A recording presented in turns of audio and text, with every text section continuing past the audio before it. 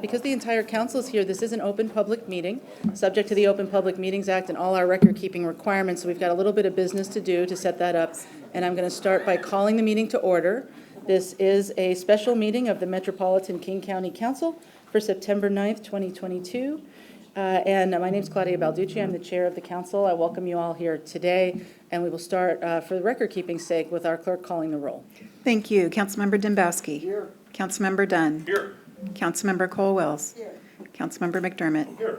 Councilmember Perry. Here. Councilmember Upthegrove. Here. Councilmember Von Reichbauer. Councilmember Zahalai. Here. Chair Balducci. Here. You have a quorum. Okay, so this meeting is in session. And of course, it's not just a meeting of the county council. This is one of our previously regular labor summits, which is a gathering of our labor leadership, our county executive leadership, and our county council leadership. Again, my name is Claudia Balducci. I represent District 6, which covers East King County, most or all of Mercer Island, Bellevue, Kirkland, Redmond, and the Points communities in East King County. Again, welcome everyone. I'm so really happy to see you all here today and to have this meeting. This is our first labor summit since the onset of COVID, so we haven't done this in almost 3 years. And it's exciting to be getting back to doing it again. So because we haven't done it in a while, I know there's some people who haven't been to one before, or all of us haven't been in 3 years, so I got a lot of really interesting questions in the last 24 hours, things like, why are we doing this?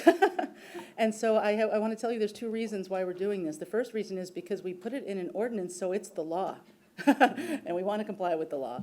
But the second and more important reason, and in fact the motivation behind that ordinance, is because it is really important to the success of all of our missions that we maintain and build the relationships between our labor partners and the leadership of this county.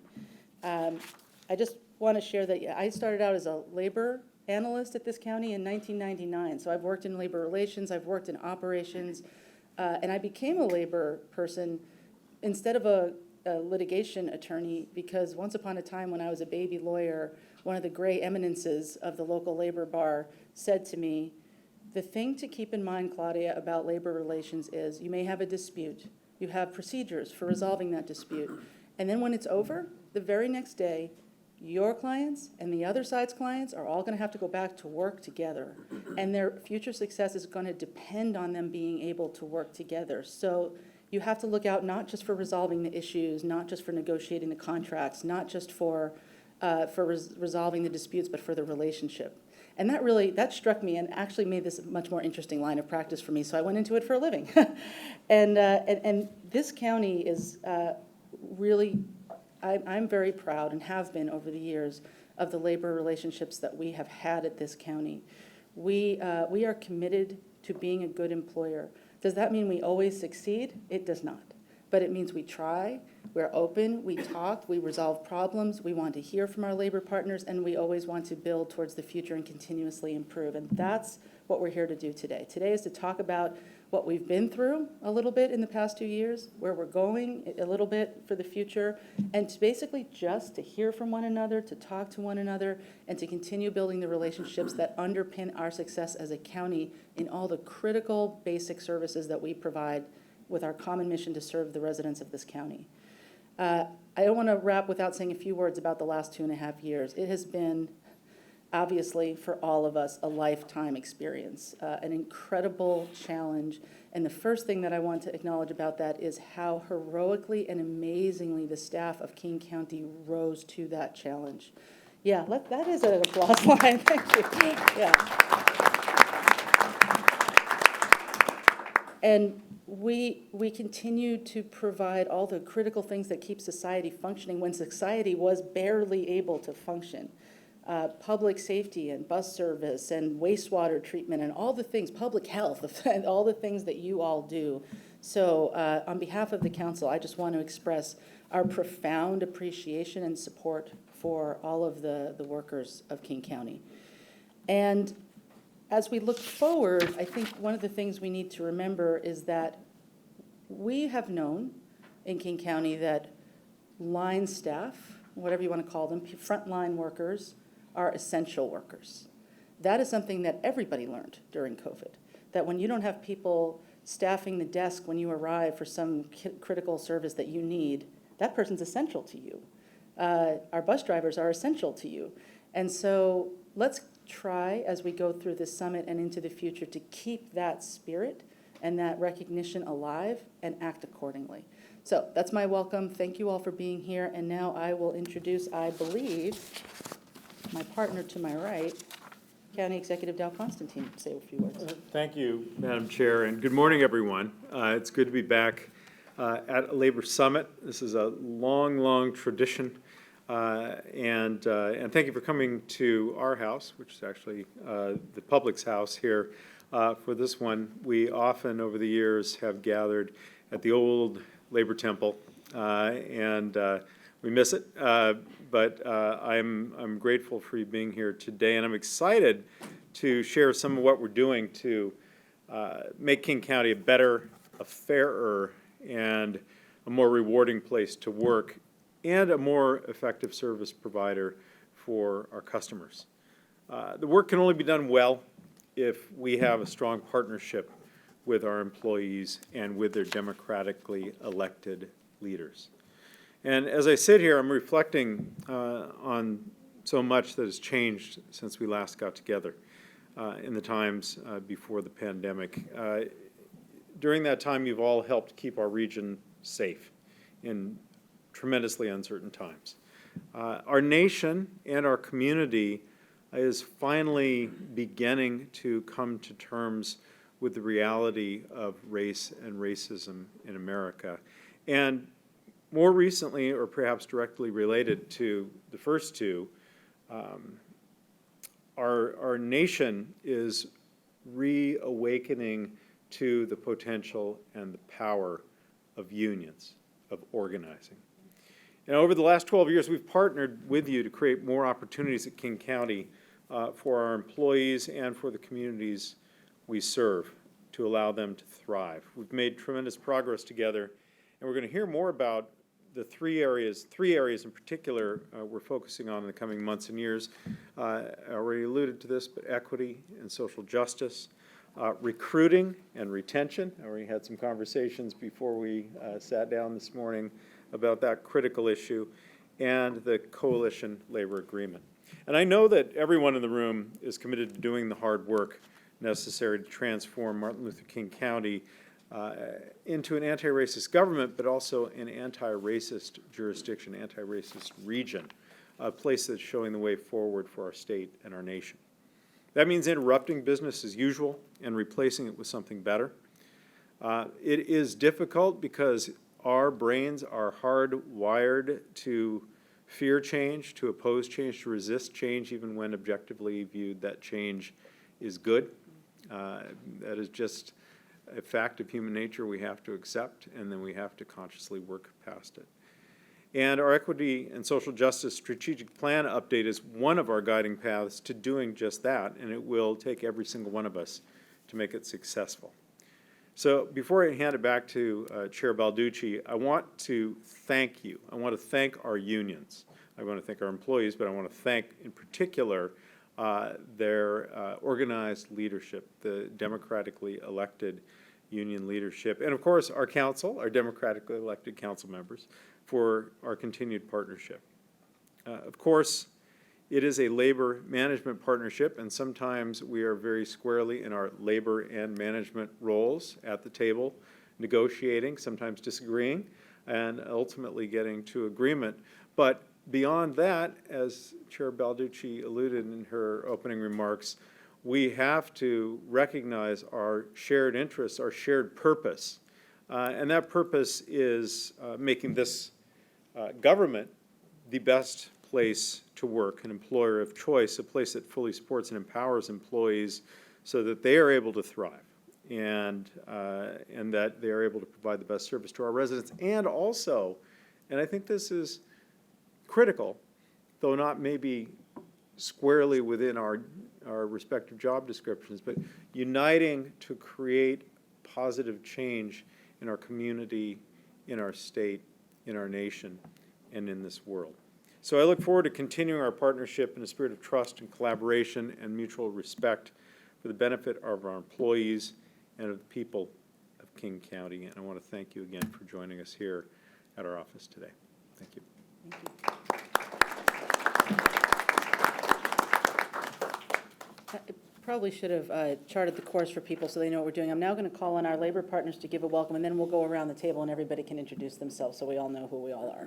But next is the Executive Secretary Treasurer of the MLK County Labor Council. I said that all wrong, but Katie Garrow, welcome. Thank you so much for being here. Well, how's my sound? Great. Good. Good morning, brothers, sisters, siblings, elected leaders. My name's Katie, and I was elected to be the Executive Secretary Treasurer at MLK Labor last November. I succeeded Sister Nicole Grant, who many of you recall sat in this role for 2 terms, 6 years. I also worked under her for 5 years previously, so many of you I met through that role, and prior to that, worked at Protect 17. So I am familiar with the work of the King County Unions Coalition and the elected leaders who sit at this table. It's good to see you all. It's good to be able to appreciate the work that you all engage in every day. I know how important it is to the success of our county and to our labor movement. As I said, MLK Labor is the umbrella group for all the unions here in King County, and I was asked specifically to relate the work that happens at King County to the labor movement broadly. So I'm going to attempt to do that. As many of you know, or if you've been following in the news, last year Washington State jumped ahead to the 3rd highest union dense state in the country. We are 19% of our workforce here in Washington State. It belongs to a union, up from 17.4% the year prior. 71% of Americans approve of labor unions. It's the highest number we've seen since the 1960s. Couple that with the fact that we are living through the greatest upsurge in grassroots worker organizing that any of us have seen in our lifetimes. 209 Starbucks stores have voted nationwide for a union, including 9 here in the city of Seattle. Only 6 currently are still open. 3 have been closed by the company since their unionization. We also are seeing new unions form in the tech industry. There was a union formed at Google called Alphabet Workers Union. Those union members are fighting for promotion velocity and gender pay equity in the tech industry. Very important for women, particularly in a very male-dominated industry. You may have noticed Seattle educators are on strike this week. They're fighting over class size and pay. Last week, it was the Kent teachers and the homegrown workers who make sandwiches. Next week, Starbucks has already announced that several of the stores in the city will walk out on strike.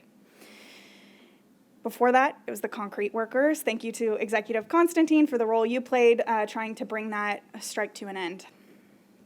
Despite these statistics and anecdotes, union density nationwide has decreased. People with uteruses have less rights than they had last year.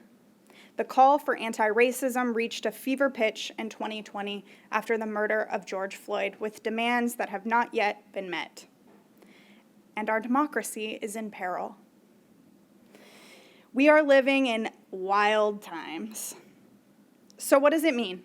It means that unions need to be able to marshal our resources to 2 very important goals right now. The first, organizing vulnerable workers into unions. The second, saving American democracy.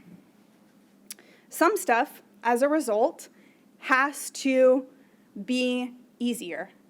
And so what I mean by that is that we can't spend our time fighting with our friends. We have shared goals that we need to be working on together, including statewide tax reform, including things like passing major levies and bonds.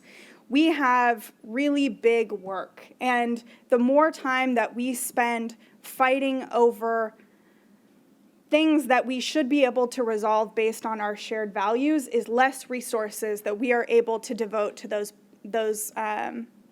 sort of underlying systemic societal issues that we need to be focused on.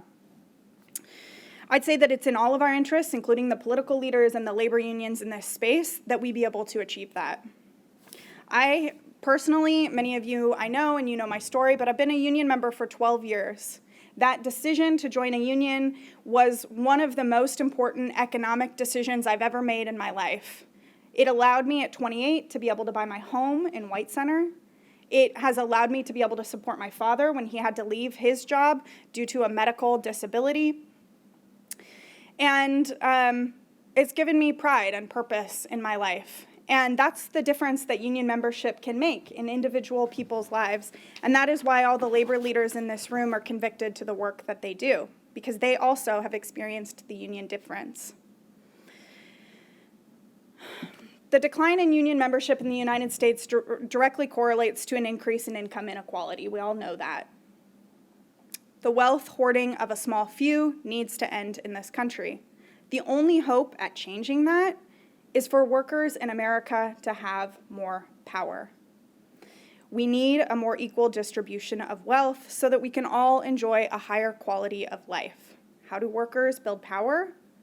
By growing the number of union members, by growing the labor movement, and demanding a change to the social contract. And when it comes to American democracy, unions and civic organizations are situated between regular citizens and the government. And they are one of the only forces keeping this place from descending into tyranny. Because how does tyranny work? It works by elected leaders telling big lies and people not being able to distinguish between what is a lie and what is the truth. So democratic organizations like ours, like labor organizations, have the ability to legitimize what politicians say or delegitimize what politicians say. We create space where workers can come together and tell the truth about what's happening in our family and in our lives. And that is a role that we are called to play right now in this specific moment in time, and we need your support to be able to play that role by having high-functioning, efficient relationships so that we can marshal our resources towards that cause. King County has a reputation as being a model employer, and we've appreciated and enjoyed that you all have played that role. It's been very important in driving up the bottom in our county.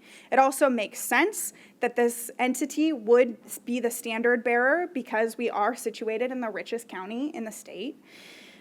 We should have the nicest amenities. We should pay the highest wages. We should have the best healthcare plan. But we all know, as the executive already said and Councilmember Balducci said, there are still great inequities that exist, and we need to be able to partner on that work together, too. We need to have the strong foundation for union families here in King County so that when we are out organizing vulnerable workers, we can tell the story of what it means to be a union member and how it can transform your life and how, in fact, it can make our communities better. So I know that the work, the task is difficult. I know that we are living in unprecedented times. And I would just ask that we all focus on the bigger picture and the work that we need to achieve together and focus on our partnership so that we can meet our shared goals. Thank you.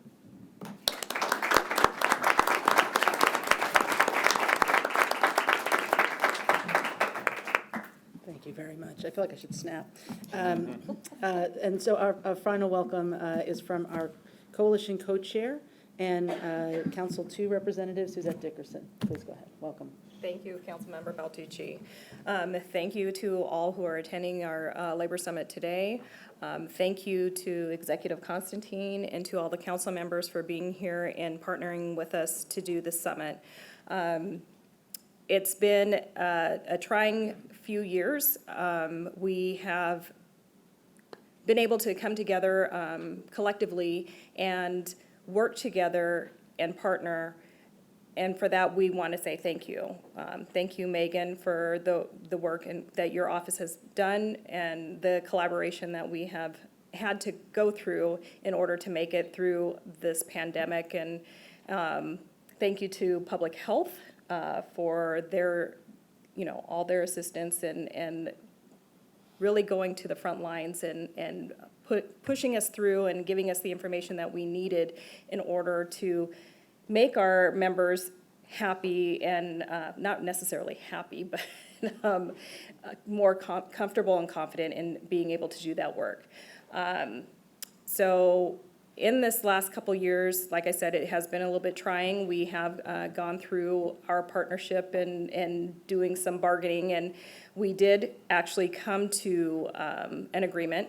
And out of, we have, as a coalition of unions, we have 66 contracts that make up one large agreement. So to that, it took some time, but we were able to get there, and that contract has now been put into play. So for that, again, thank you for that partnership and meeting us at the table and all of us doing our due diligence to get that task done. We look forward to partnering with King County, partnering with the council members as we move forward. We have a lot of work that we need to get done. Some of it, it may be a little bit tough to work through, but I have faith that with the partnerships that we have built and have grown, that we can get there. I'm not going to take too much time since there were so many great speeches out there today. So again, thank you for everybody that's here and in attendance, and for those who may be watching elsewhere. Thank you.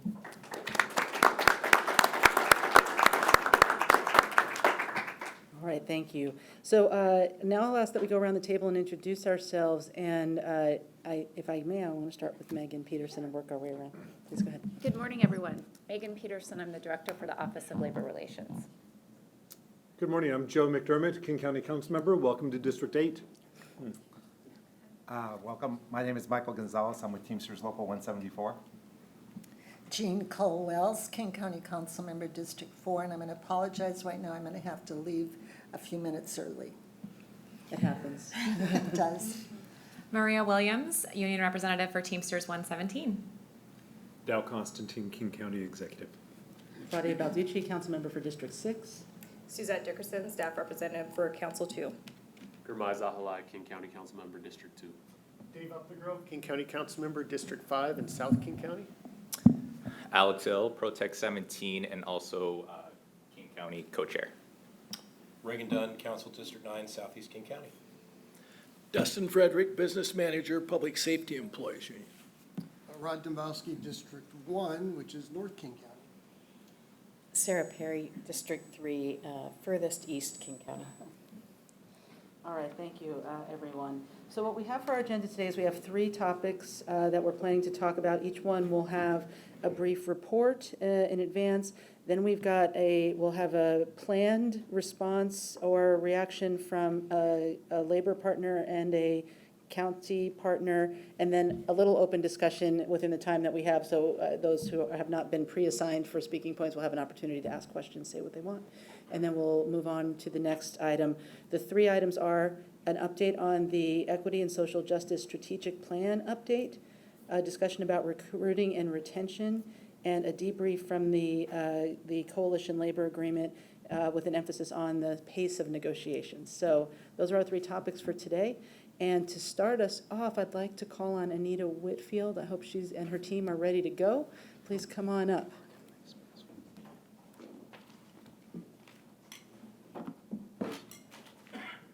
Thanks, Katie. Thank you all. I have to head out. Oh, good to see you. Yeah, you too.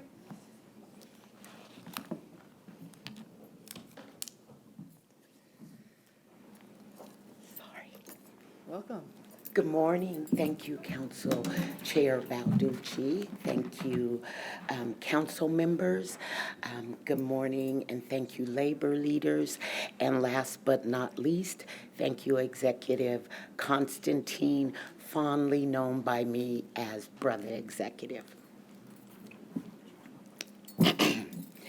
I want to thank you all for allocating some time for us today to update you on the Equity and Racial and Social Justice Strategic Plan. The county's current strategic plan is recognized nationally as a model for many other jurisdictions and has guided King County on its path towards our true north, which is a King County where all are welcome and truly can thrive. My name is Anita Whitfield. I serve as the Director of the Office of Equity and Social Justice, as well as the Chief Equity and Inclusion Officer for the executive branch of this great government. I'm here to introduce to you today Ms. Ecma, the Deputy Director of the Office of Equity and Social Justice. But before I do, if you would allow just some very brief comments. As has been said numerous times already today, the last 2 years have been trying at best. Secretary, I'll use your word, it's been a trying couple of years. But they have also forced us to all recognize the very real inequities that are present in King County and in the rest of our country. For many years, y'all, we have struggled to prove the truth that racism is real and that it has always and continues even today to harm, in fact, to kill Black, Indigenous, and other people of color. The COVID experience led Executive Constantine to declare racism a public health crisis here in King County. That public health crisis, together with the murder of Brother George Floyd, issued us into another phase of truth and understanding. And that is that while racism is killing Black, Indigenous, and other people of color directly, it is killing us all indirectly. Racism and all other forms of oppression and marginalization harms our joint humanity. It hinders the overall public good. The truth of this is why King County is focusing on becoming anti-racist and pro-equity in everything that we do, everything that we think, everything that we plan, everything that we invest in. We lead with race because it is the clearest indicator of life outcomes for the residents of King County and of this great nation. We focus on pro-equity to address the inequitable treatment of all other marginalized communities, the LGBTQ plus community, the disability community, and all other oppressed communities. My point here is summed up best by our namesake, Dr. Martin Luther King Jr., who said, "All life is interrelated. We are caught in an inescapable network of mutuality, tied in a single garment of destiny. Whatever affects one directly affects all indirectly." In closing, an invitation to those in this room and some brief words of appreciation. In King County, we are using 4 easy-to-remember steps to help us to move in an anti-racist and pro-equity way every day. Those 4 easy-to-remember compacts or equity steps are: 1, share power; 2, interrupt business as usual; 3, replace it with something better; and 4, and maybe most difficult, get comfortable with discomfort. Today, I invite you, labor leaders, King County Council members, to adopt these steps with us with one change. That change is, please do not only share power, but use your power as leaders to help us reach our true north. I want to end with a thank you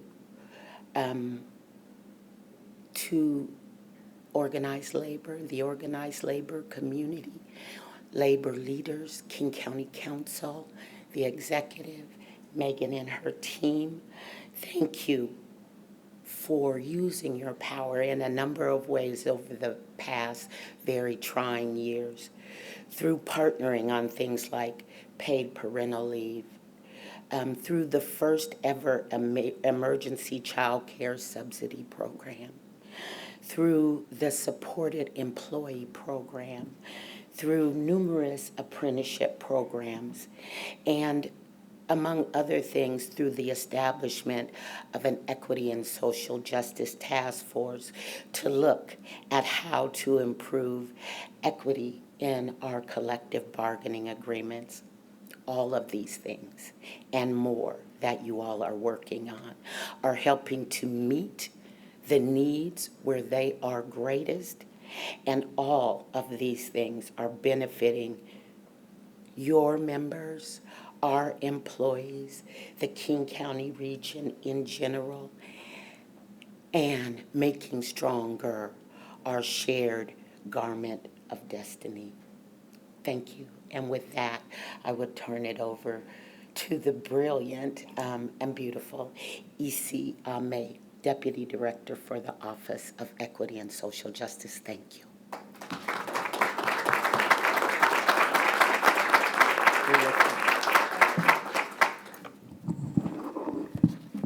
Good morning, everyone.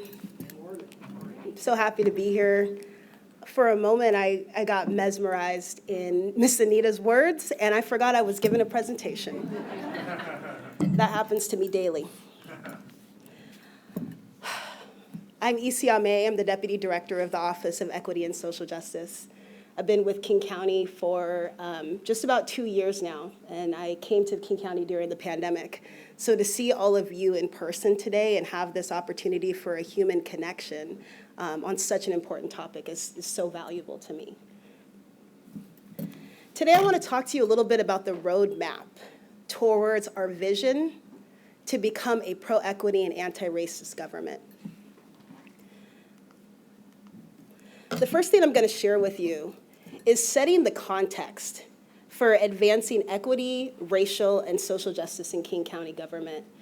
There was a reason why King County created an ESJ strategic plan back in 2016, and I want to walk you through that a little bit and set the stage of why that has been such an important guiding tool for us in King County. And then I want to talk about the successes that we've had so far.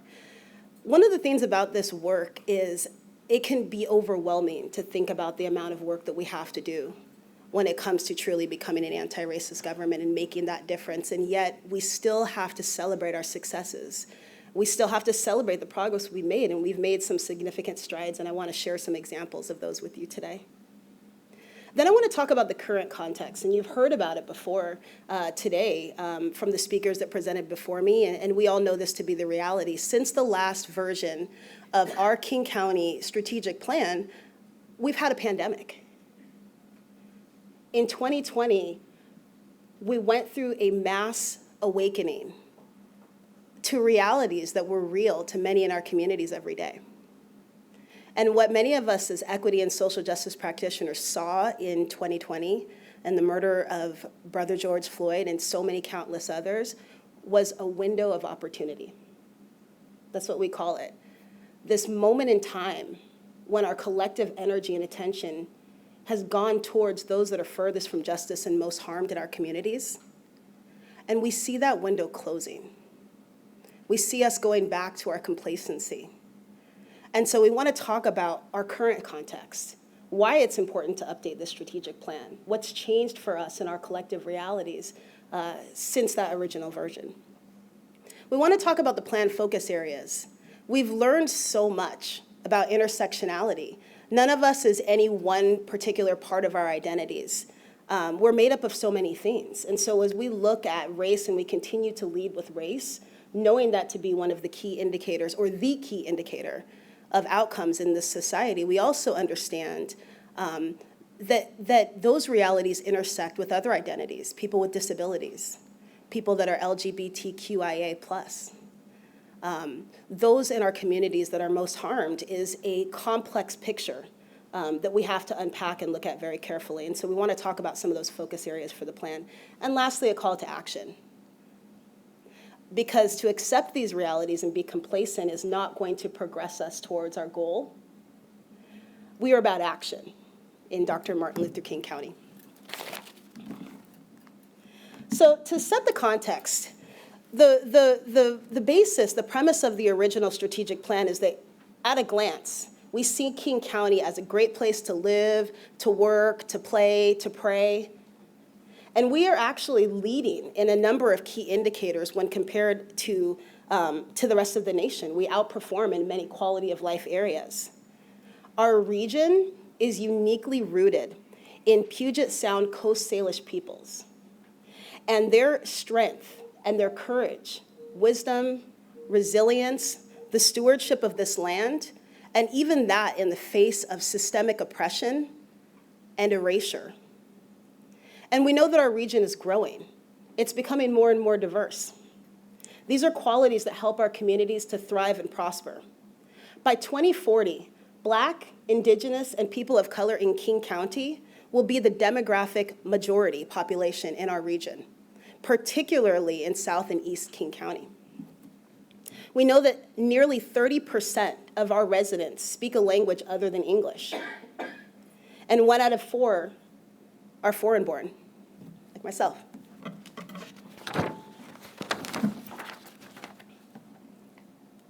When you look a little bit deeper across this region, you'll see that race and place matters. This is something that we say a lot. When we look across myriad indicators of success, these are things like mobility, life expectancy, infant mortality, we see that race is the #1 predictor of outcomes in this county and in this nation. More simply put, that means that if a baby is born today in King County, we know based on the race of that child that we can more accurately predict how they will move through the various systems of education, of public health, of our criminal and legal justice system, just based on the race of that child. If that is not a call to action, I don't know what is. This is why we talk about leading with racial justice. It doesn't mean that other forms of oppression don't matter. It means that we focus where the harm is the most. And that is the most effective way to be able to transform the realities of inequity in this county. What I'm showing you here is an example of infant mortality. As you can see, we are seeing the leading incidents in communities that are American Indian, Alaskan Native, communities that identify as Black, and communities that identify as Native Hawaiian and Pacific Islander. When we look at the chart on the right, that is a geographic map of the county. The rate of infant mortality on average in King County is 3.9 per 1,000 infants. So that's the average. In this chart, you'll see the blue is the lowest rate of occurrences. And as it moves towards the orange to red, that's the highest rate of occurrences in the county, going up to about 8.3 per 1,000. And you can see the geographic distribution of those realities. And I can show you that. I'll show you a few examples, but I can show you that across a number of systems, and you'll see the exact same thing. Race and place matter in King County. This example is life expectancy. So you'll see where the line is shorter. That is a shorter life expectancy. We see the lowest life expectancies amongst communities that are Black and African American, Native American and Alaskan Native, and Native Hawaiian and Pacific Islander. And again, you'll see that same geographic distribution when it comes to life expectancy. We can predict, based on your race and where you live in King County, what your life expectancy is more likely to be with greater accuracy than any other form of your identity. And these charts show cultural displacement in the Black community on the left. And on the right, that chart deals with mobility access. On the left, we see that Black communities in our region continue to be displaced from places where historical and cultural roots have been laid down, like Seattle's Central District. if you look at the chart on the right, you'll see the darkest areas are where we have the intersection of public transit accessibility being low and the need being very high. And again, if you look at that map, you'll see that concentration existing in the same exact areas of the county. This is what drove the need for a strategic plan. Is not because we are consciously making decisions as public officials to create these types of realities. It's that our systems are producing these results despite our best efforts. And so we had an urgent need to be able to unpack that, to look at what are the key indicators of how we're performing when it comes to equity and social justice in this region, and what are the strategies that will help to move us.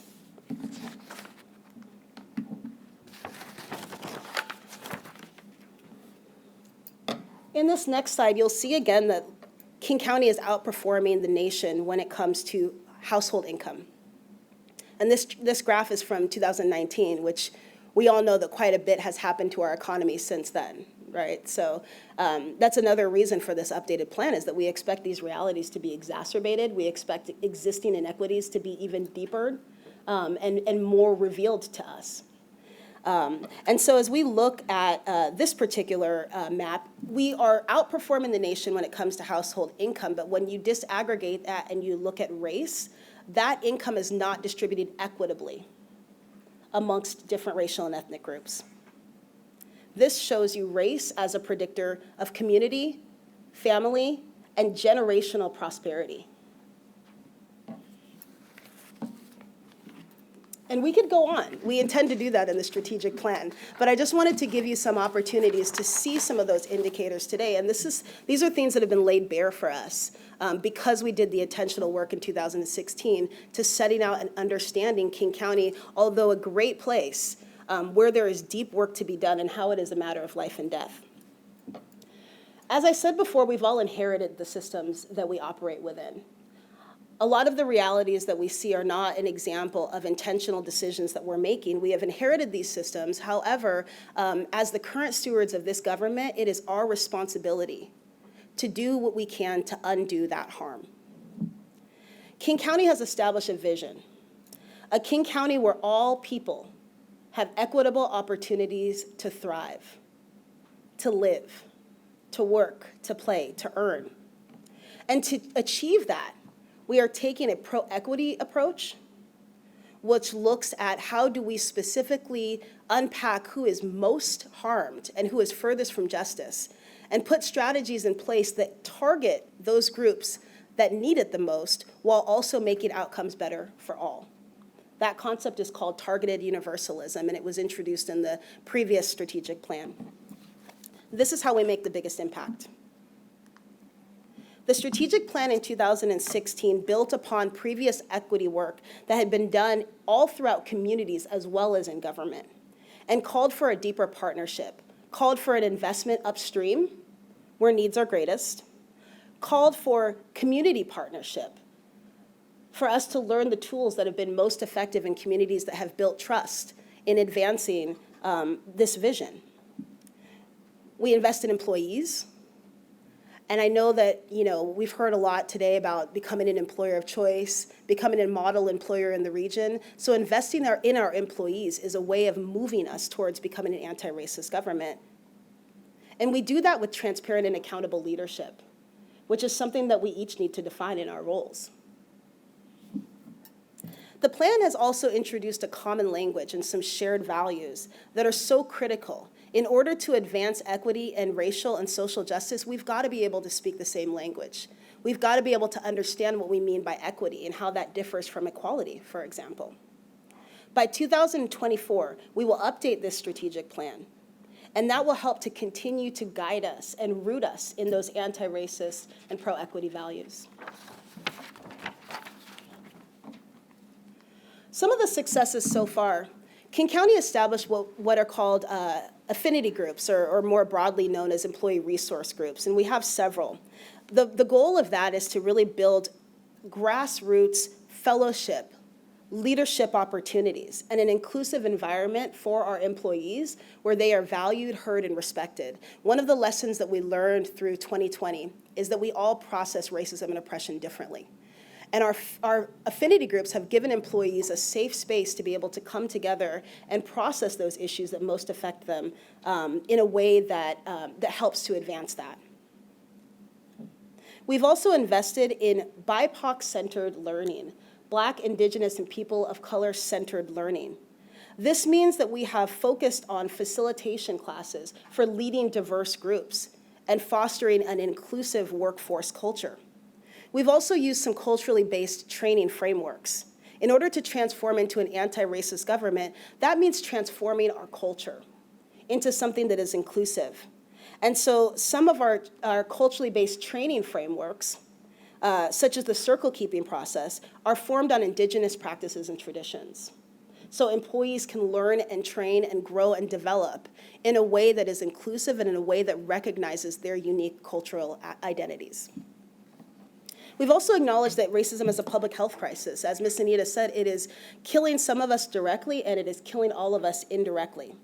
And so producing the first anti-racist and pro-equity budget and co-creating with communities to share power and make decisions about where those investments should be is another anti-racist strategy that we've taken on in the county and that will continue to guide through the update of the strategic plan.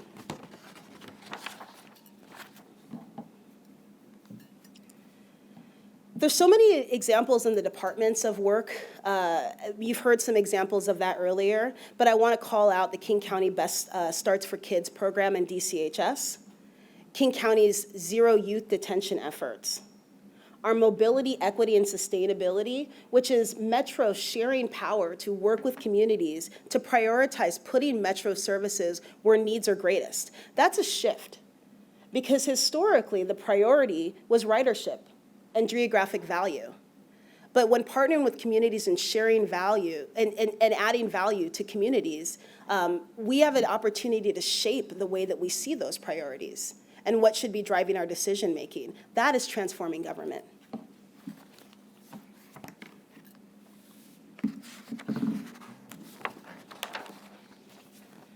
We haven't eliminated racism. But there's been so much that we've learned over the past 7 years that is going to help us to guide this updated plan. In 2020, I shared with you that we saw a window open. I shared with you that the pandemic has really laid bare many of the realities of how Black and brown people have experienced the intersections of racism throughout different systems. And the pandemic also pointed out how inaccessible some of our systems are. In a very language diverse region, the inability for folks for whom English is not a first language to access certain systems was something that was laid bare in the pandemic. Individuals living with disabilities also had issues accessing services during the pandemic, particularly in the ways that we transitioned from delivering in-person services to a more virtual environment. We need to incorporate these learnings in order to get to a better place in terms of being able to guide us through a world that is changing and through conditions that are unprecedented.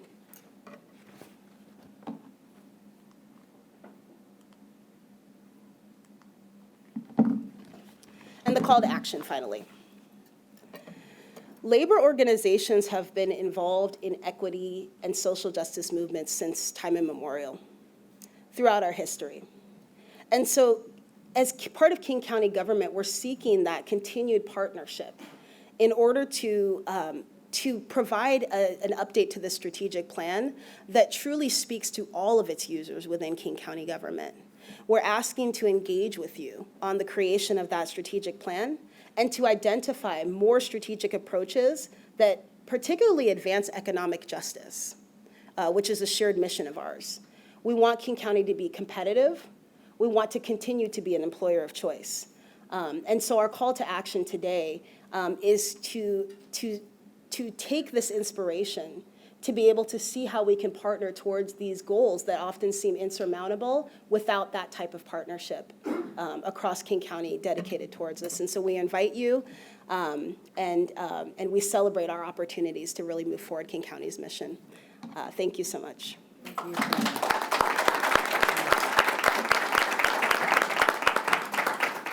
Thank you. That was a really wonderful presentation. We have a little bit of time for discussion, and I'll start by calling on Alex Ill. Please go ahead. Yeah, thank you, and we look forward to partnering to help the strategic plan move forward. King County's commitment to equity and social justice, along with the benefits, are a big reason why future and current members want to work here. So naturally, we are very supportive of the work that the Office of Social Justice, Equity and Social Justice is doing. But while talking about equity and social justice is great, rollout and implementation can be tricky if not all employees are bought into the concept. From the labor perspective, where we see the biggest equalizer around equity work and real concrete impacts is within our collective bargaining agreements. Strong contracts are the single most way to ensure that equity work is followed through. With our latest negotiated coalition labor agreement, we saw the removal of merit-based step increases, the additional holidays of Juneteenth and Indigenous Peoples Day, and a sliding scale bonus structure that allowed the lowest paid coalition members to receive the highest dollar amount, among many others. These impacts will have long-lasting effects for all of our members, especially our BIPOC members.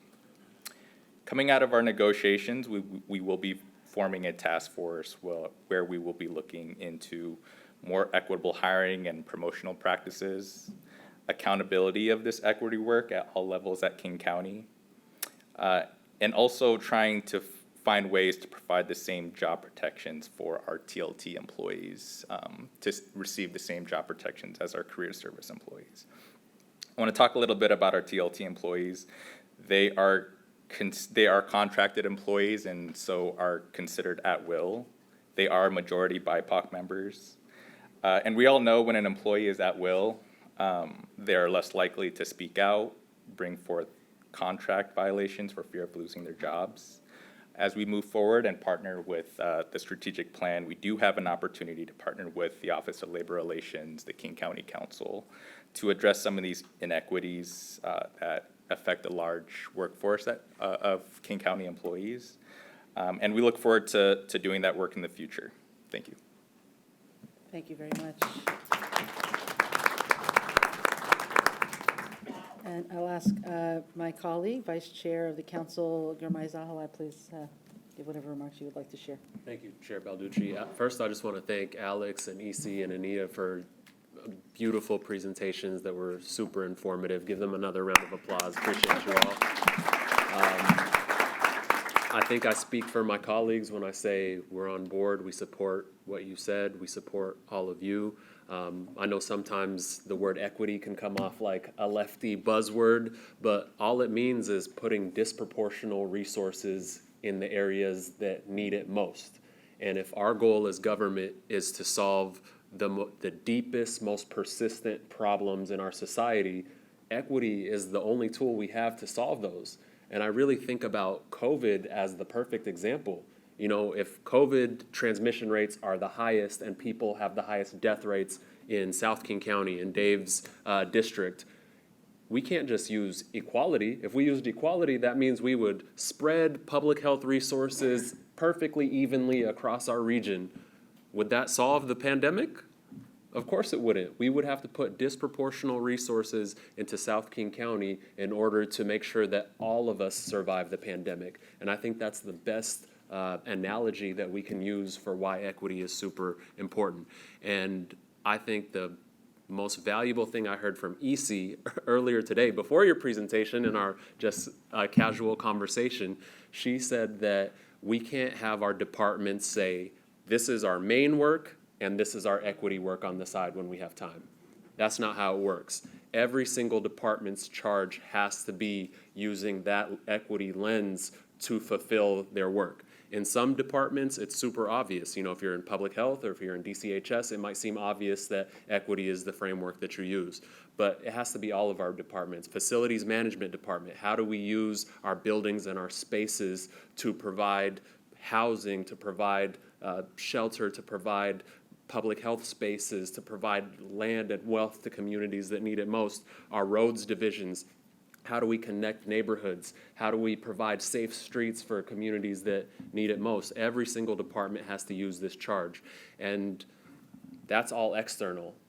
Then we get to the internal. How do we make sure for our own employees and our own staff that we're putting resources and our effort into making sure that this is a welcoming, healthy workplace for every single person in our community? Are the women who work here, do they have a safe environment? Are they being paid equitably? Do Black people have equitable promotion opportunities? Do people with disabilities, are they able to access our facilities and our opportunities in the same way that everybody else is able to? So this is a charge not only external, but internal. And so I speak for myself, and I believe for my colleagues on the council for saying this is a really important topic. We support our team members, we support our unions, and making sure that this is not only an equitable, welcoming, healthy county for everybody, but also for internally for our team members that work at King County as well. Thank you.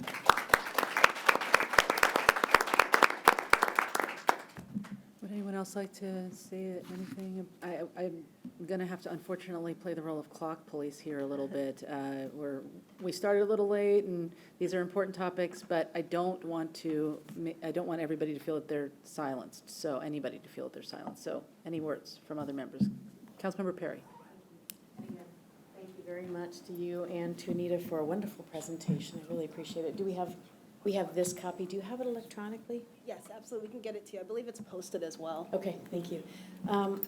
My question, so my husband, who identifies as male and Mexican, and I, who identify as female and white, he checks me on my inherent racism. I check him on his inherent sexism. We love each other. It helps us grow. So I'm just wondering in the data that you shared, I am very interested. People who identify as women hold up half the sky, right? And I don't see that discrepancy called out enough generally in what we share. And I think that we generally, across all ethnic backgrounds, make less as women, are responsible for bringing up our community more as women. And I'd like to see that break out as well. I'm just curious if that information is available. I look for the gender information, but specifically for people who identify as women historically are always far below any of those indicators. So I just have a question around that. Absolutely, and you're absolutely right. I mean, there's so many stories that we can tell through data and so many more that we need to. Part of our strategic plan update and part of the previous strategic plan was about how do we use data to be able to tell those types of stories. And what I was sharing earlier about none of us are any one part of our identity, we need to learn how to collect data and information in a more inclusive way so that we can be able to draw out of some of those realities. And that is some of the work that we're doing. We're working, for instance, with our disability advocacy communities in terms of learning what are some of the key indicators that can help them to be able to make sure that their story is represented. And then we know across each of these intersectional groups that we still see the most harm for Black and Indigenous people within those groups. And so, for instance, when we look at the experience of women, we see folks that identify as either transgender or non-binary, which also happen to be Black and Indigenous, are even further from harm. And we can go on. And then if you are also disabled. And so being able to, you're absolutely right, to being able to unpack the data in different ways in order to get to the value of those stories. And it is going to tell us so many things. In one particular system, there's going to be a group that may be more impacted.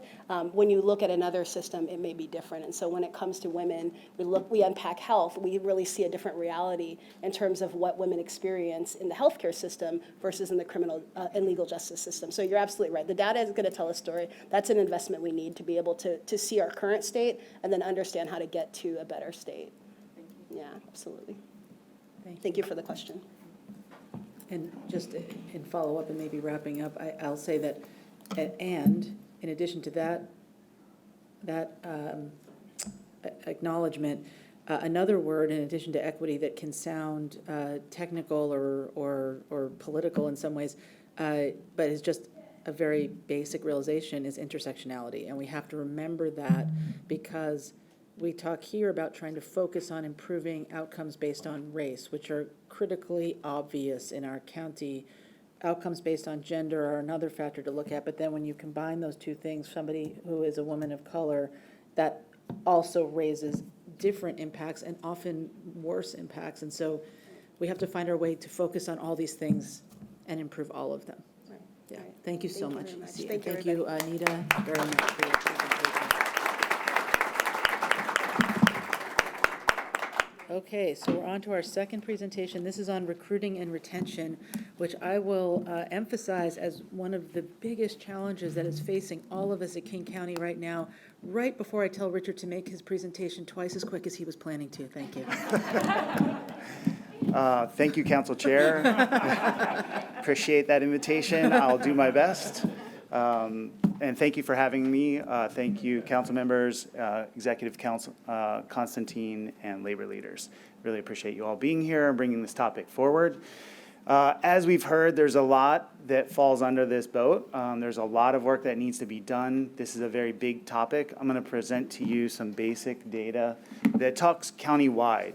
And I'll just acknowledge from the start that countywide data is not representative of the hotspots or those critical areas with acute needs. And so just like all of these topics, the further you look into the data or when you look at specific cases, you're going to find some extreme examples and some extreme needs. And so we don't have time for that before. We definitely don't have time for it now. But I just want to put that forward. Okay. And so just to start, we recognize that COVID and the changes that we felt over the last several years have changed our environment. We've all heard about the Great Resignation. We're familiar with what's happening in the world, in the nation, and locally with the changes in workforce. And when we look at the data, we can see that 52% of people are in some way contemplating leaving their position. And I won't read to you each piece out of kindness and grace to move quickly, but you can see that there's a variety of reasons that that is the case. And also that there's disproportionate impact to the same communities we were just hearing about in the presentation by EC. And so when we think about that, we can understand that this retention question, as well as when we get to recruitment, really connects to the same communities and the same work that we're doing in equity and social justice. And so it's another intersection that we have to be aware of, and it's another role that we can play in our government and as a local supporter of labor to really be a partner in finding solutions, innovators, really. So a little bit about who we are, just as a backdrop, and who we've been. Over the last decade, we've grown in employee count by about 2,000 employees. In that time, we've also changed our demographics. Traditionalists have moved out of the workforce almost completely, 0.27% left, while the new Generation Z is moving into the workforce. So while we've gained people, we've changed a little bit about longevity. So we'll know that that's a piece because gaining new people changes the amount of retention that we've had and how long they've been here. And we also have people that speak in different ways. They look for different retention. They look for different qualities in their employer. And so our workforce has changed and will continue to change, obviously, as we see that data. So while growing may not always be the thing we count on, changing is the thing we can count on. And so we want to make sure that we're aware of that when we're thinking about the future of how we recruit and retain employees. When we look at our demographics by race and ethnicity, we can see that we have made some progress. I'll be the first to tell you that it's not enough progress. And just as EC said, there's a lot more to do, and our strategic plan, the next version, will help guide that path. But there's been a commitment that the county's made and that you all have led to change our demographics and change our employee base. And this shows that there's been some success. Incrementally across the ethnicities and under the BIPOC area, you can see that there's a small gain in each group, or in most groups, excuse me, not in all groups, as well as a change to our white community. That is part of us being more representative. That is part of that goal that we've set out as an organization to do, and departments work in trying to make sure that this is intentional. And I would say that it's a small success, but again, there's a lot more work that needs to be done. As far as retention goes, we can see that the trend has existed, that retention or turnover was kind of always on an upward trend. It was incrementally increasing over time, but COVID in recent times has increased that, has magnified that. It's not quite the numbers that we would see when we look at the national news or some of the other environments, but part of that, again, goes back to we're a bit of a microclimate. We have some different environmental impacts here as a whole. That number changes dramatically when you look towards specific departments or classifications. So it's not representative of the hotspots that we know exist. It's representative of the county overall, and those hotspots are things that I'll talk about a little bit more later. Turnover rate by group. Again, helpful information. We can see that the trend lines have a little bit of a variance in the most recent year. But I think the main point of this information is we see that increasing on both groups in a similar percentage point. So we want to make sure that we're aware that this is impactful across the county and across all employees and all groups, and be mindful and vigilant that the work that we've done around retention bonuses, the other things that Alex mentioned that I think are huge successes in negotiations and agreements, those things are meaningful in retaining our employees and help us mitigate some of the things that we see in other environments, but we have to be vigilant and continue to resource. I'm going to shift now to recruitment volume. So when we look at recruitment volume, this is a shorter period of time. So I'm going to look towards the more recent trends with COVID, the George Floyd event, and all of the substantive events around social change. We can see that in 2020, huge dip in the amount of jobs that were being posted, the applications that we were receiving, and the applications per posting, which is really a crucial piece. HR is my background. I've been in the field for 20 years. Recruitment's been a big part of my role. And I will say that this is an area where we've had a little bit of luxury as an employer in most areas because we were an attractive employer and we were able to be more passive in how we recruited. This information is a game changer in that way, and it's been a game changer in many of the hard-to-fill positions for a long time, but one that hasn't been as evident until the more recent trends that we've seen. And so what this shift is really going from passive to active sourcing and really looking at how do we create deeper pools of applicants and really outreach to those communities that we want to be intentional to. If you're a numbers person, the job postings are up 26% over this period of time. The applicant volume is down 16%, and applications per job is down 34%. So those are fairly substantial numbers to overcome, and those are the averages. Those aren't the hard to fill, those aren't the niche, those aren't the large volume recruitments that you need to really put more investment in as an HR practitioner, as a department, as all of us. We all know that it's still true, the adage, most people find their jobs through some form of network. And so really investing in those networks that we have in equity and social justice with our committees, the work in the community, the work that all of you do to post and repost. I see you out there on LinkedIn and other places. Those are important activities that really generate volume for us and generate the right employees for us. So kind of a recap, what does the data tell us? Our workforce is getting younger, and there's a shift in generational makeup that we're going to have to acknowledge and we're going to have to continue to address, right, and make ourselves attractive. We're getting more diverse, slowly, and we can do more. Our workforce has less tenure. That's that shift over time of new people and adding volume. Our turnover increase countywide is still, but we need to mitigate and manage that.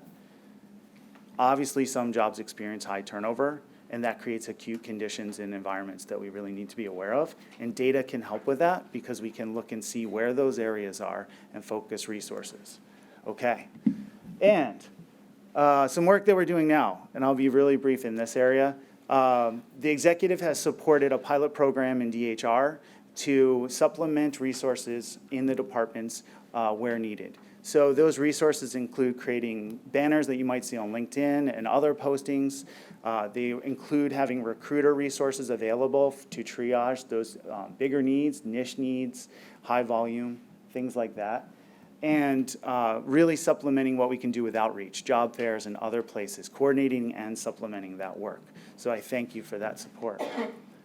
Here's an example of some of those banners that you might see in your social media accounts and ways that we're trying to communicate to new audiences and bring the message in different ways, fun ways, not your traditional advertisement campaign. As far as our specific departments where you see those acute areas, I have some examples in the slides. I won't go into much detail, but you can see there's a theme where social media has been a major focus. So again, those banners and positions there. There's been a push to use our streaming radio and other digital services, broadening the reach. Impressions are important, and also moving into forums where English isn't the language of preference or spoken. So you see ESPN Deportes here, the DAJD is reaching out to. In other departments, there's also Spanish language here. KCSO has a specific recruitment in Burien for an officer position, deputy position, where it's in Spanish. Really trying to be thoughtful about how we communicate to our future employees and our communities. And of course, Metro as well. Some very specific and fun campaigns there. So to wrap up, and hopefully enough time, retention bonuses for represented and non-represented employees, extremely helpful in this campaign and mitigation. Hiring and referral bonuses in public safety and corrections, also extremely helpful, appreciated, and things that help us bend the curve, if not get towards a correction. But it is a big curve, and we acknowledge that. Being a leader in equity and social justice work, that is very important for our employees today. That is as equally important to our employees of tomorrow. So the work that we're doing there has to continue and be invested in. Centralized team that is leading that collaboration, training, bringing standards, helping us. Good data requires standards. So all the work that has been supported in the pilot program allows us to gain better data and support those departments with their specific needs. And lastly, but definitely most importantly, is the labor partners out there and the collaboration that we've heard so much about, continuing to make sure that we are an employer of choice, as I believe we are situated now, but we continue to raise and elevate our position locally, nationally, and that partnership is critical, I believe. Thank you. And don't go anywhere. Thank you for letting me rush you, but don't go anywhere just yet. Oh, no, We're going no. to have I'm a happy little to bit of a stay. reaction here, and I'll call first for the council, Dave Up the Grove. Thank you, Madam Chair, and great presentation, Richard. He packed a lot of details in a short amount of time. I'm going to leave my response brief and really at the values level. You know, I grew up in a labor household. My dad was in a labor union, and when I was a little kid, me and my brother would get 50 cents a week for doing our chores.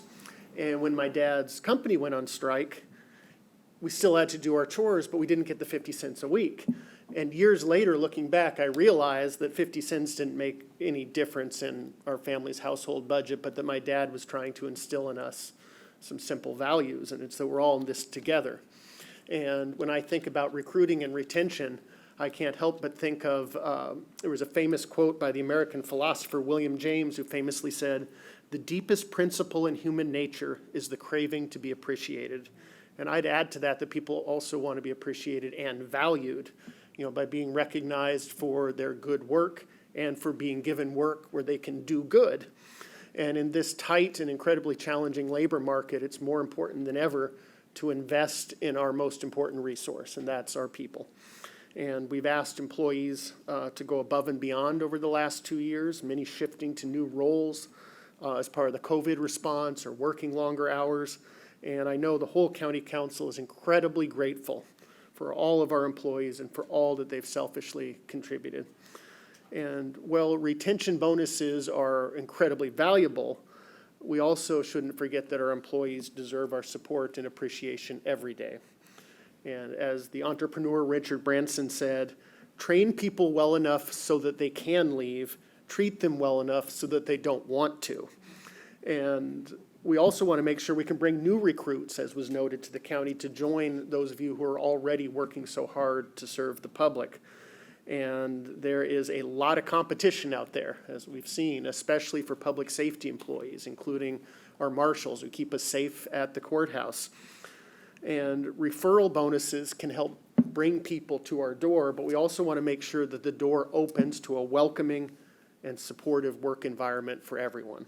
And I know the council looks forward to partnering with our labor organizations in the year ahead to bring these values to life. Thank you so much.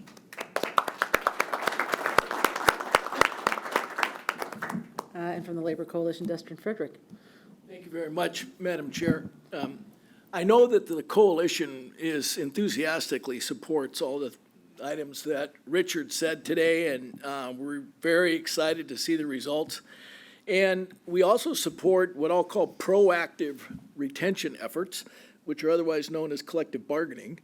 And the recruiting and retention, as it's described today, it's a positive concept. And we're enthusiastically behind that. But there's another application of this concept that has inadvertently, I suppose, been utilized in the most recent collective bargaining CLA negotiations. And in our collective experience, not just my experience, but the coalition in general, and talking to our small table negotiators, the recruiting and retention concept became the single most, I will say, influential or controlling factor in whether or not a small table salary increase was proposed, that was proposed by labor, was actually accepted by the county. In other words, if the current factors listed in the labor policy supported a wage increase, but there was not a current recruiting retention problem, then the county was not motivated to make an upward wage adjustment. So labor believes that was a misapplication of this whole concept, and we believe it was damaging to an otherwise collaborative negotiations process overall. And I know this is not the forum to solve it, but we would like to fix it going forward. So our ask is that the parties, being the executive, the council, and the coalition leadership, take the appropriate steps to amend the existing labor policies, specifically Labor Policy 5-010, compensation, by adding the following factor to the current list. It would be number 7, a new one, and it would basically say, consistent with the way they're listed in the policy, recruiting and retention issues. So it would be a factor that would be considered. However, the lack of a recruiting retention problem will not be used to deny wage increases that are otherwise warranted by general application of the above listed factors. So our goal is to avoid the problem going forward, and we specifically, would like to address it in the labor policy so that there's no misunderstanding regarding the application of the recruiting retention factor. And we appreciate the way we have worked in the past with the council and with the executive branch to fine-tune the labor policies so that they work for all of us. Thank you. Yeah. Thank you. And thank you for that closing. I was going to add that there was a lot of great work done in recent years to update the labor policies, which, had been kind of dusty for quite a while. And so I think, so to speak. I think part of having them be useful and help with maintaining labor progress and labor harmony is to keep them updated. So I appreciate that kind of a recommendation. We'll take that away, Dustin, and find a way to talk about it in more detail. Thank you. All right. Anything else for Richard before I let him go? Councilmember Perry, I'm giving you 30 seconds. Go. 30 seconds, I'll go, yeah. We're going to go 10 minutes late at least, y'all, so everybody just be chill with that. Okay. Similarly to the other question, I'm very frustrated with the lumping of the term Asian. We have South Asian, we have East Asian, we have so many. In one of my larger cities in Sammamish, it's 37% foreign-born. And it's not it doesn't help us in our recruitment, it doesn't help us in our awareness, and to lump those together with Hawaiian, Pacific Islander, it does not help us in our recruitment. And so I just want to challenge King County on that, and then to look at women again, within each of these categories, because it tells a different story about where we can be most effective in our attention and activities. Thank you. Councilmember Dombowski, please go ahead. Thank you, Chair Balducci. And Richard, thank you for the presentation. For a number of recent years, a great concern at the council, and I think our government, was the coming, I think we called it the silver tsunami. We had a fairly aging workforce that was going to retire pretty soon. And I'm just wondering, based on your data and what you're showing, is that coming to fruition? Is it coming to fruition faster? And then the replacement workforce, the younger generation, are they demanding different kinds of ways to work, different, more remote work, things like that? And are we being responsive enough to be able to bring them in to replace the retired workforce? How long do I have to answer I'm that? sorry. You can just say yes and yes. Yeah. I think it shows up pretty clearly in the data, but if you could just Yeah. give a quick summary. I would say the generational data is a little tricky because knowing when someone can retire is different than knowing how old they are. So there's a compounding question there that's a little trickier to tease out of the data, and it's personal choice. Some people can but don't. So I would say we expect that there will be generational change, and the data tells us that most people, 52% of people, or 53, are looking to make change. So we should expect that. Whether it's tsunami, I don't think that we're at that level. I think that we should expect that the pattern will continue where there is transition out. The trickier part is how do we bring in new generations? And I think in those acute areas, one of the challenges is making those roles really attractive. And maybe we have some of that experience, barring Parks and Rec, who had a great ad campaign for about 10 years out there on TV.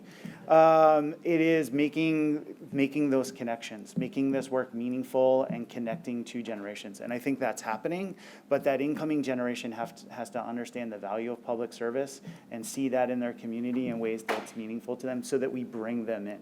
Because it's really easy to see that I can work from home and I can, collect a check and do all the things that maybe our environment allows with the tech industries and others, if we're not creating that inner drive, that intrinsic value piece.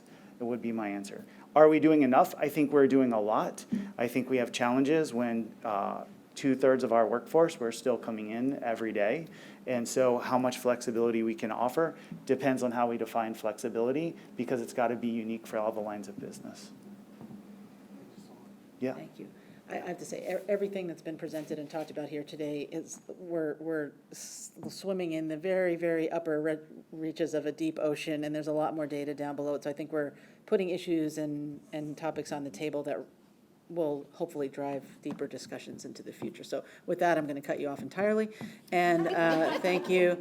And turn to Megan Peterson for our last topic to help lead us through a brief review of our recently completed coalition labor agreement with a focus on how we can learn some lessons and speed up negotiations. Please go ahead. Thank you, Council Chair. I'm actually going to do this in sort of the way that we do in tag team with my labor co-chair, Michael Gonzalez.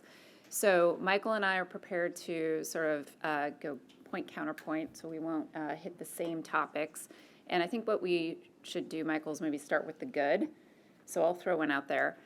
I am incredibly impressed, and I think it bears repeating, that we went from only ever having bargained in person in a room like this to a Zoom environment with 100 people on camera, and we got it done. So I'm going to throw that out as the first good point. I will say the same thing. When we did this in person, when we actually formed the very first CLA, it took us a third of the time to take 66 contracts and put them into a CLA and then have the appendixes. Bargaining on Zoom was definitely a challenge. I will tell you just some of the basic things that we learned is not trying to muzzle anybody, but disable the chat. No chat, right? You got to do that. Very distracted. We would definitely do that next time. But I think a lot of it really had to do, I don't want to be here and say, hey, no lessons learned, because that's not what everyone wants to hear, but I will say it was a one-off. We went right into bargaining right when COVID hit. Nobody even knew what the tax base was going to be if we were going to have any employees, right? The sky was falling to when we ended up, when we were getting near the end, inflation was going up so much, like literally every 2 weeks that we were trying to get the economics done, it was like, oh, it costs, a hamburger costs $1 more here, or, a steak costs. And so that was very, very challenging, to say the least. And I think a lot of those factors had to do with the length of time that it took. And I don't want to leave out my co-chair, Maria Williams. I do want to give one shout out, though, to a couple of people that were, I don't think ever get the credit, but really were important in our caucus, which was Polly Davis and Tamir Hassan.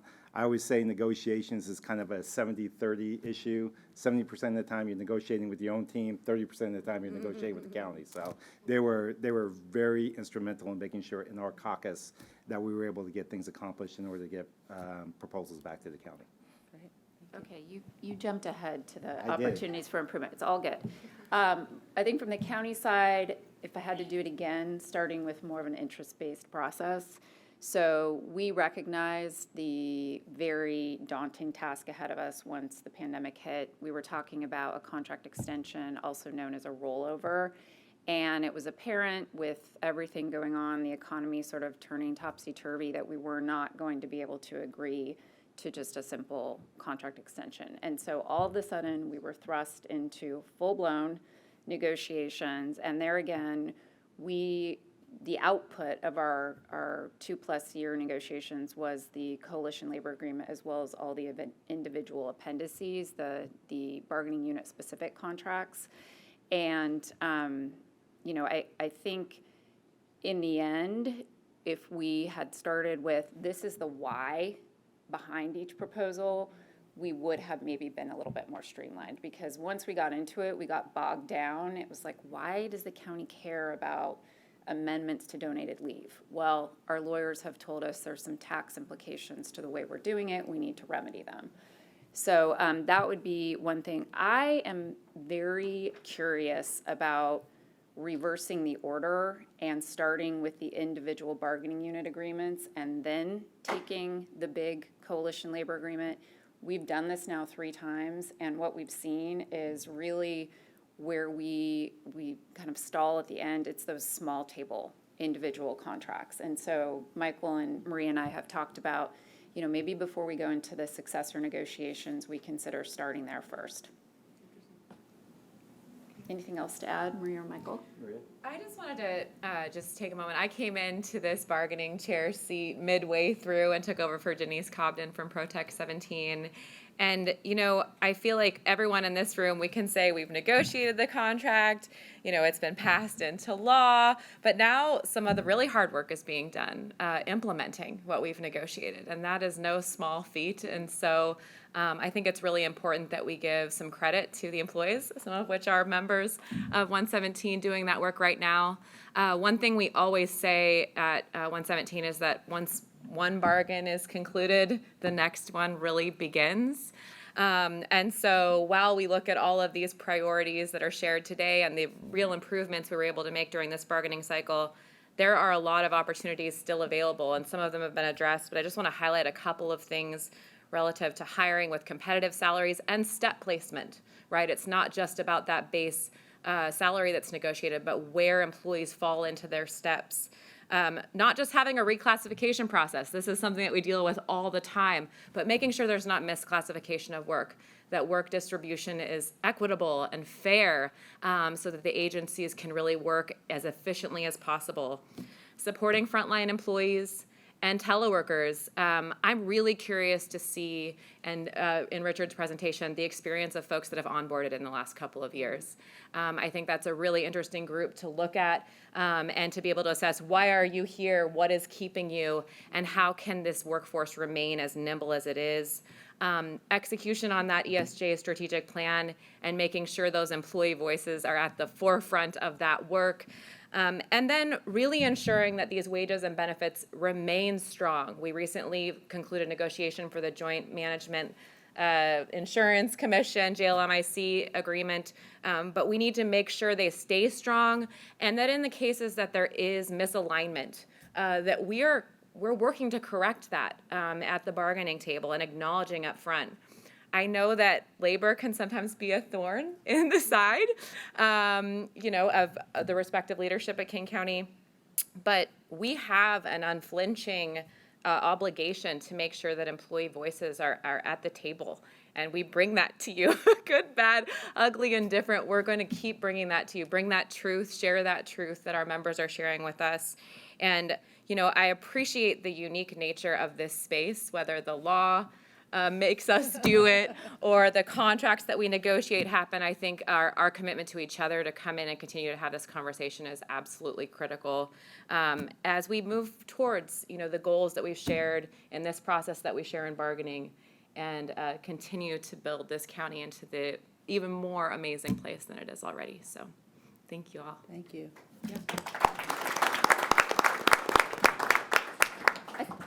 If I could just make one last comment, I guess, about the process, because I sort of see this topic as both the content of what we negotiated as well as the process.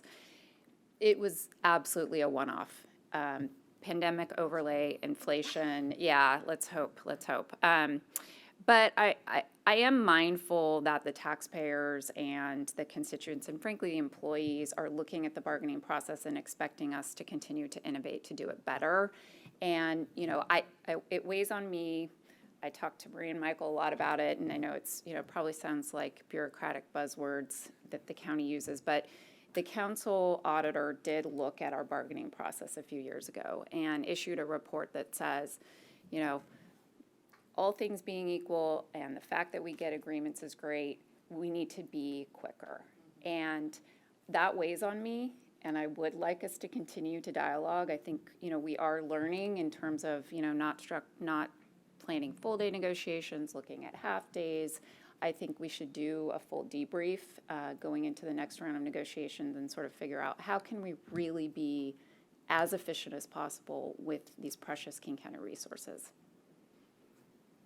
Anything further? No, we totally agree. I mean, I think anytime that you can improve the negotiating process, as I always tell Megan, King County is not the only contract I negotiate, so the gift of time is always okay with me. Yeah. So absolutely believe that we could debrief and do that. And I would like to also thank the Office of Labor Relations. I mean, the relationship, unless I might be killed for this, but between you and Bob Railton also, really helped us get it closed, really, because when you come down to the end of contracts always seem to take a long time, but the hardest is at the end, because those are the issues that are the most tough to get over, and without the relationship with the Office of Labor Relations, you're not going to be able to get that done. So appreciate it.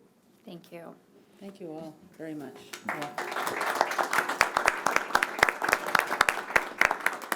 I do want to just say briefly on behalf of the council that we also take seriously our role, which is minor. It's important, but it's not, we don't have all the substance in front of us in the way that you all do. And it's at the end. But we have taken steps in recent years to dramatically speed up our process, and we continue to be open to ways to make sure that we can do our important part of the oversight of the contracts before adopting ordinances, implementing them, but also be mindful of our role in getting the contracts completed timely.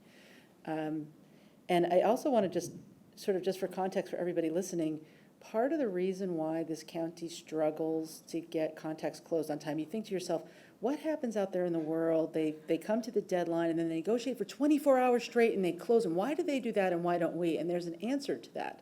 The reason we don't do that is because this county is committed to full back pay, to keeping people fully paid, and that when we negotiate a contract past the deadline with a wage increase, that will be fully made our employees fully whole. And we're committed to that, but it takes away a very key lever that causes the parties to settle. So we have to come up with other ways to expedite things, and I really appreciate all the work to try to do that, because it, you know, we hear from you hear the most. We also hear from your members. When am I going to get my whatever is in the contract, right? So, thank you all very, very much. Any other comments from members before we wrap? We are a little over time, but we could take another minute or two. All right, we have come to the end of our agenda. We can, as I said, just skim the surface of these important issues. I think the most important thing we did today was come together and hear from one another, reopen this one way that we interact together. And I just want to say a few quick final things. And one is I got to thank the people who put this meeting together, and because they did an amazing job. And Carolyn Coleman, there she is. Thank you so much. It was her first, and she did a great job. Thank you so much, Carolyn. Krista Commonson, my chief of staff, was also instrumental in making this happen today. And every one of the labor folks around this table put a lot of work into making it happen today, so thank you as well. All right. And finally, I think the one reflection I want to echo before banging the virtual gavel is Katie Garrow at the beginning said something that really struck me, and that was that her profession and her involvement with the labor movement gave her pride and purpose. And that has been sort of ringing in my ears this whole meeting when we talk about equity, when we talk about recruitment and retention and why people want to work here and want to stay here. And when we talk about the way we compensate and provide wages, hours, and working conditions through our negotiations should all be focused on the idea that people have pride and purpose in their work. Because when they don't, the greatest retention bonus isn't going to keep somebody in a job where they don't feel respected, where they don't feel pride in the work they're doing, and when they don't have a purpose to keep them going. So that is a much harder thing to provide, pride and purpose. But I think that's our mission. And so I look forward to continuing to build our relationship together to do those things and to talk about the specifics as well, Dustin. Thank you. All right. With that, we're adjourned. Thanks, everybody, for being here.